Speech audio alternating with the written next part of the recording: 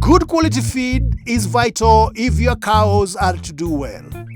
There are many leguminous fodder shrubs such as Gliricidia and Lucina, which are good feeds for your cows as they give protein. Today we will focus on one called Calandra.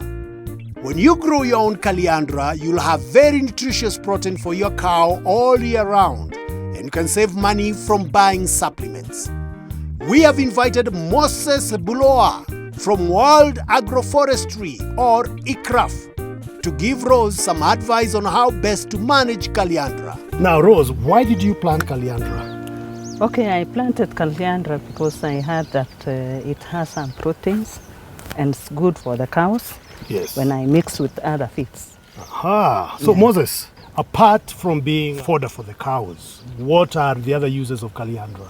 You can use Calandra as a soil erosion control structures, as a nitrogen fixing trees so that it fixes nitrogen into the soil for your crops. Okay. You can use Calandra to give you bees forage for honey. So there are several other uses for Calandra, which are beneficial to the farmer and the farm. Wow. To increase productivity. Has she planted her Calandra in the right manner and in the right position in the shamba? Yes and no.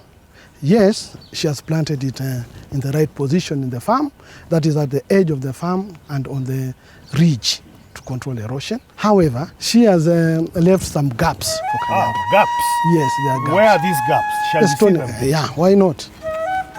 This is the gap that I was telling you, Rose, yes. that you should have bridged it by planting other seedlings before these others mature, so that they come up at the same height and the same age. Okay. The spacing of Calandra from one seedling to the other, it should be between 30 centimeters and 50 centimeters. Good. Yes. Any other challenge? The other challenge I've seen is weeds. So because they compete for the same nutrients in the soil. So it is always good to do weeding so that it doesn't give competition to your Calandra, so that it gives you the quantity that is required, so that at each time you're harvesting, then you get the best biomass. Any other challenge here? I noticed when the pruning was done previously, the cut was not clean. Maybe the panga or the secateur that was used was blunt. What's the harm of cutting it with a blunt object? There'll be some splits, as you can see.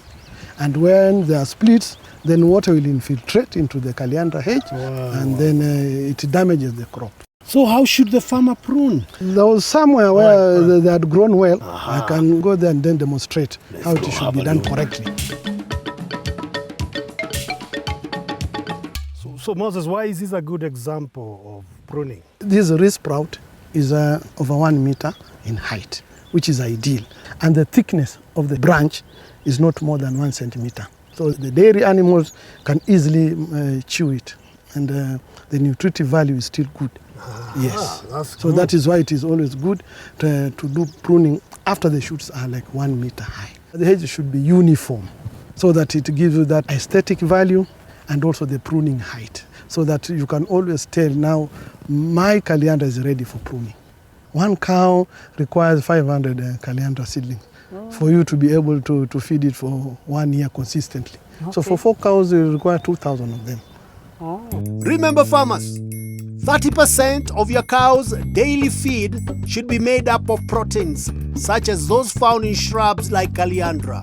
So if you're feeding 18 kilos, that's 6 kilos of Calandra per cow per day. And if you maintain a good management practice, from the first day you do your first pruning, it will take you 2 to 3 months for you to come back to the first pruning. So by the time Rose goes around our farm harvesting Calandra, it will take her 2 to 3 months for her to come back to where she started from. So by then, the shoots will be 1 meter high. And the thickness of the shoots will be like 1 centimeter thick. And the cows or the goats that she's feeding with Calandra will be able to chew and masticate well.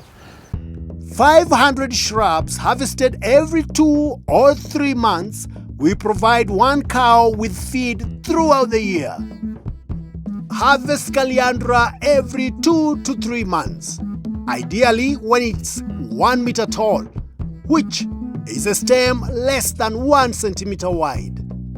So, Rose, Yes. when you are pruning your caliandra, Yes. make sure that the implement that you are using, especially the panga or the knife, is sharp enough. Yes. So you start from the bottom first Yes. to reduce the effect of damage to the back. Yeah.